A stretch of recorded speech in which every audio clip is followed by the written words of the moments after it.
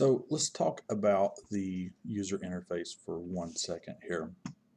So as new users, you're going to see that this user interface looks a little different than what you're used to.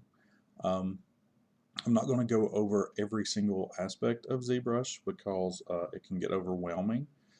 So what we're going to do for this class is I'm going to show you how to turn on and off a couple of things here that you may or may not want to use.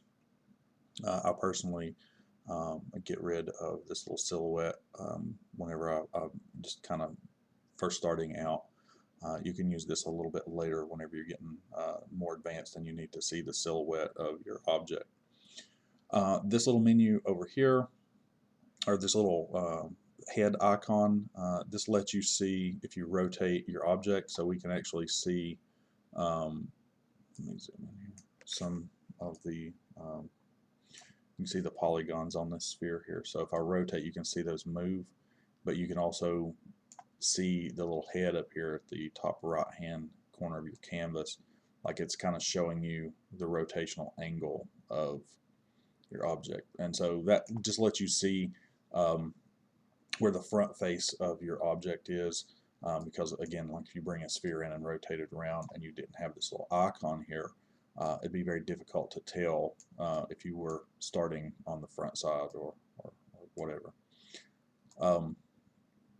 You can also click on this object and kind of rotate it around and set all this stuff up. So I like to get rid of this thumbnail for the silhouette and this little head.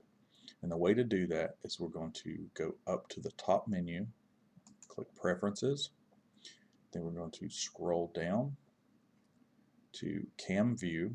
We're going to click Cam View, and we're going to click this Edit Cam View, turn that off, and then we are going to left click in this menu, and it allows us to slide up and down. So you will find that ZBrush has lots of big menus, and it depends on the size of your monitor, how much of the menu shows up. So I'm going to also click on Thumbnail and then click on the Thumbnail tab, and that will get rid of that little silhouette view. And that pretty much will clean up that area here for us to start working. The next thing that I want to do, if you first start ZBrush, there's a little gradient in the background. I don't particularly like working with that background. So I want to clean that up and just make it one solid color. So I'm going to go up to Document, and then I'm going to come down. So I'll click on Document. I'm going to come down to Range, and I'm going to change the range to 0. And that will allow me to have a solid background.